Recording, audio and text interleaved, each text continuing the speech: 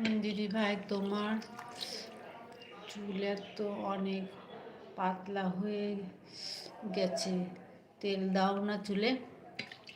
আরে আমার চুলের কথা বলো না, এই যে স্কিনের ডাক্তার দেখাতে যাব, ওই ছেলের বন্ধুরা আছে, ওরা চলে গেলে হাবড়ায় যাব চুলের স্কিনের ডাক্তার দেখাতে। আমার চুল তো কোমর অবধি ছিল। আমার বিয়ের যে গায়ে হলুদের ছবি আছে, তোমাদের পোস্ট করব দেখো, একদম কোমর অবধি চুল। এই বিয়ের পরে এখানে এসে আমার একদম চুল সব উঠতে উঠতে উঠে গেছে। আর এই পুজোর সময় না, আমার পুজোর আগে আমার চুল কত সুন্দর ছিল, সেই চুলগুলো আমি কেটে দিয়েই আমি বাজে করে ফেলেছি। চুল কাটার পরের থেকে আমার এই চুল পাতলা হয়ে গেছে, মানে ওরা ভিতর থেকে বাটারফ্লাই কাট দিছে না, দেওয়ার জন্য ভিতর থেকে ওরা কেটে ফেলেছে, তখন আমার চুলটা পাতলা হয়ে গেছে। আমার বর বকেছে বকেছে, বাড়ির লোকজন গালাগালি করেছে, চুলগুলোরে কত সুন্দর চুলগুলোরে কি করে ফেলেছে। তারপর আমার ছোট বড় ছিল একদম, এই যে পিঠে অবধি পড়তো চুলগুলো, কি ঘন ছিল।